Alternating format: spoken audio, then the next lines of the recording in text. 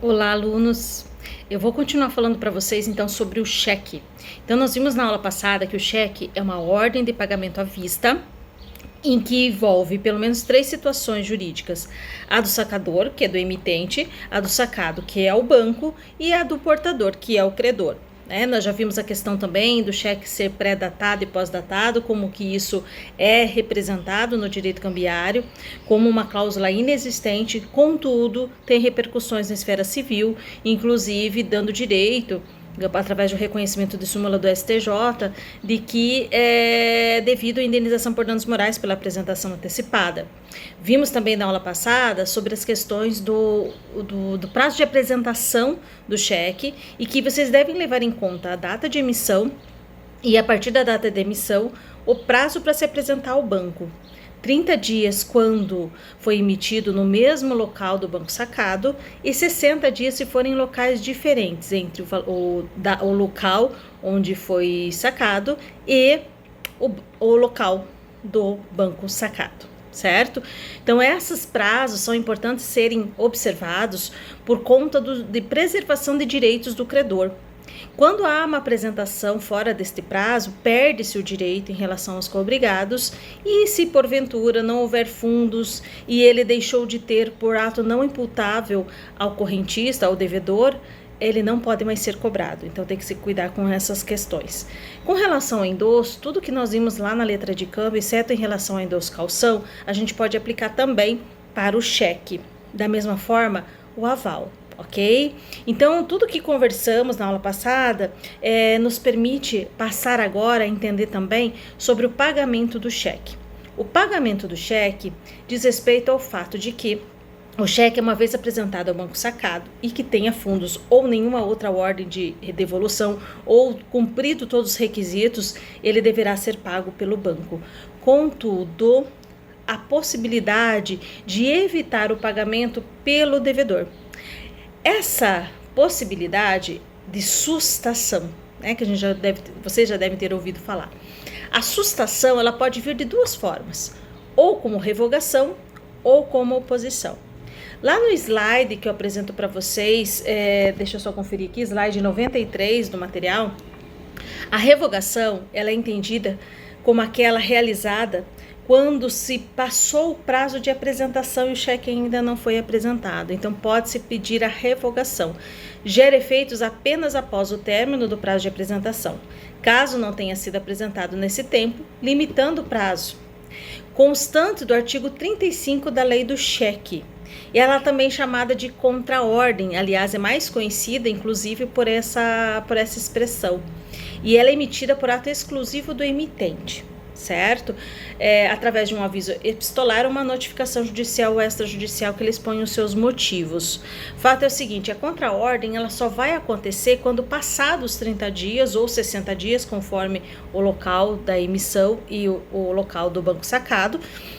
E aí, para evitar que fique se aguardando muitas vezes a entrada desse cheque, pode-se dar essa contraordem. Muitas vezes também pode ser justificado. Fato é que após a data de apresentação, considerando a data de emissão, é contraordem. A oposição é praticada pelo emitente quando existe um desacordo comercial, um desacordo com o credor, mas também quando existem outras justificativas, como, por exemplo, o extravio, o furto e o roubo. Normalmente, a gente tem aí como regra administrativa a apresentação do boletim de ocorrência para justificar essa situação. Então, a oposição é praticada pelo emitente ou portador legitimado do cheque mediante aviso escrito, fundado em relevante razão de direito. Hoje a gente tem muitos recursos através da internet para fazer essa oposição, mas normalmente os bancos pedem o comparecimento por uma assinatura física. Produz efeitos a partir da cientificação do banco sacado, desde que anterior à liquidação do título, obviamente. E tem mais uma situação bem importante aqui. Quando se faz a sustação por oposição, o banco não pode questionar o motivo. Desde que ele se instale em um daqueles pressupostos, ele não pode avaliar se aquilo é realmente algo pertinente para a sustação, certo? Não cabe ao banco esse julgamento. O sacado ele deve cumprir a ordem se presentes os pressupostos formais, certo? Bom, outra coisa importante para se falar do cheque é que ele não é um papel de curso forçado. O que significa isso? Ninguém é obrigado a aceitar cheque, certo? Então, a pessoa, por mais que ela tenha isso como uma forma de pagamento, o credor não é obrigado a aceitar. E aí, normalmente, a gente encontra em locais que não, estabelecimentos que não aceitam cheque, o seguinte destaque, né? Artigo 5º, inciso 2º da Constituição Federal. Ninguém é obrigado a fazer ou deixar de fazer qualquer coisa, senão em virtude de lei. E realmente, não existe uma previsão legal que obrigue alguém a aceitar o cheque. Isso existia lá em 1992, quando foi revogado, e hoje a gente não pode realmente atribuir essa responsabilidade de recebê-lo ao credor.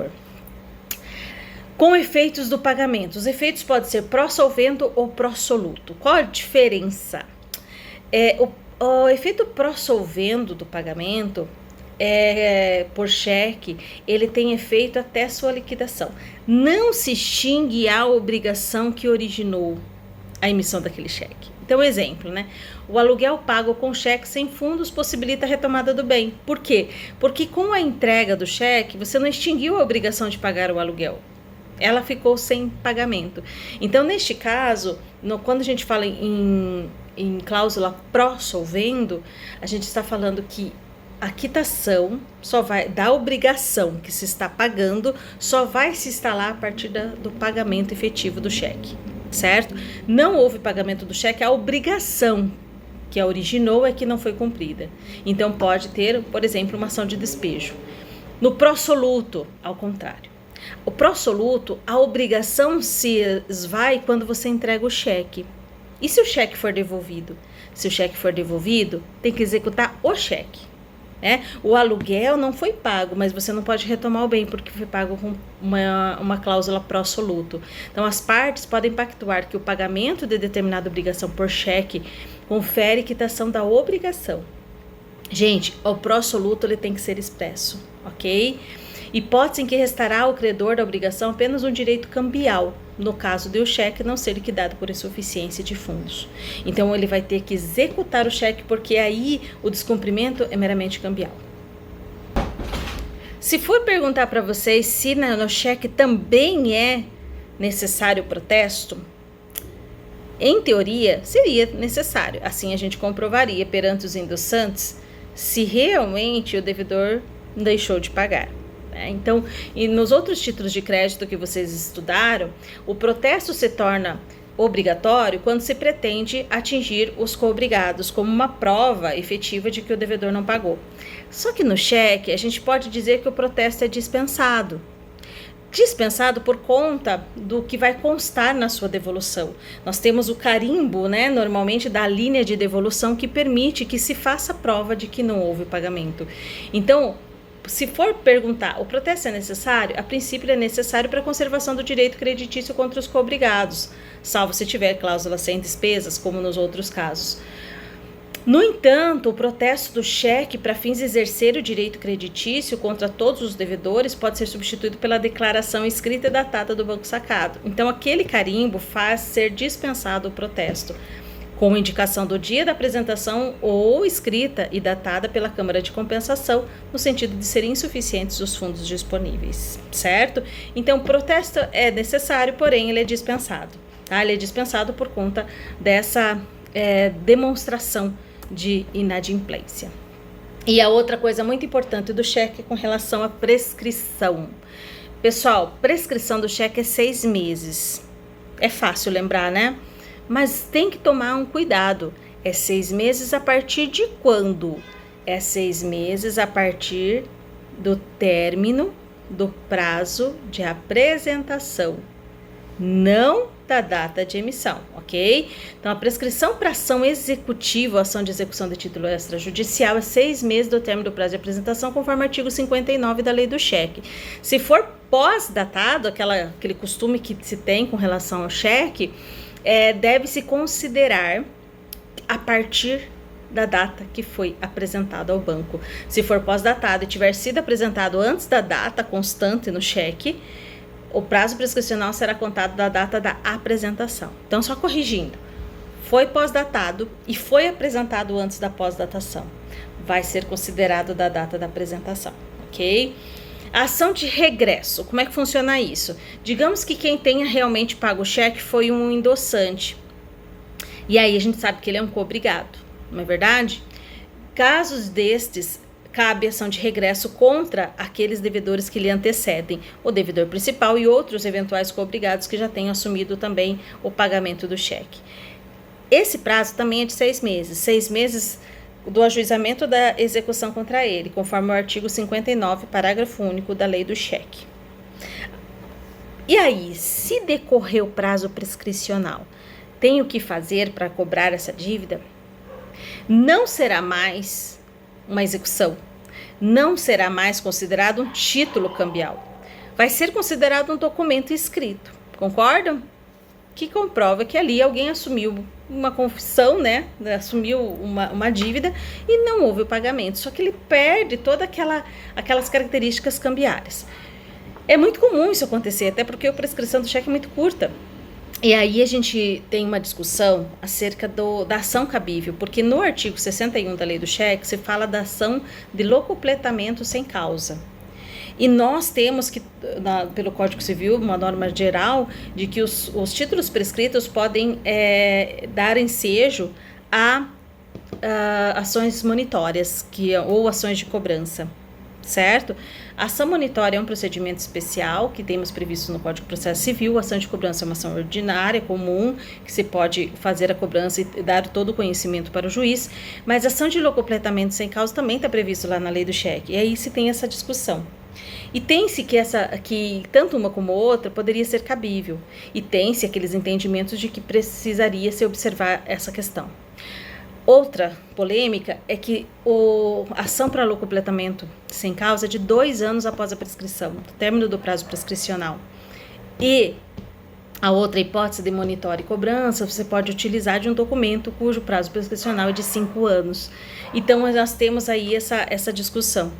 O fato é o seguinte, nós temos entendimentos de que a diferença entre a ação do locupletamento sem causa e a ação de cobrança é baseada no fato de que na primeira eu não precisaria ainda assim, na locupletamento, falar da origem. Já na cobrança, sim, você tem que dar todo o conhecimento, certo? A diferença fundamental seria com relação, portanto, ao ônus probandi, né, que é como eu coloquei para vocês ali no próximo slide. Enquanto a ação de locupletamento, o próprio cheque basta para a prova do fato constitutivo do direito, incumbido o réu provar a falta de causa do título, na ação de cobrança é necessário se faz que comprove o autor do negócio gerador do crédito reclamado. Então, de certa forma, a ação de locupletamento sem causa, ela é mais favorável para o credor. Então, hoje, né, fazendo uma dica para vocês, cuidar com esses casos de prescrição do cheque, tá?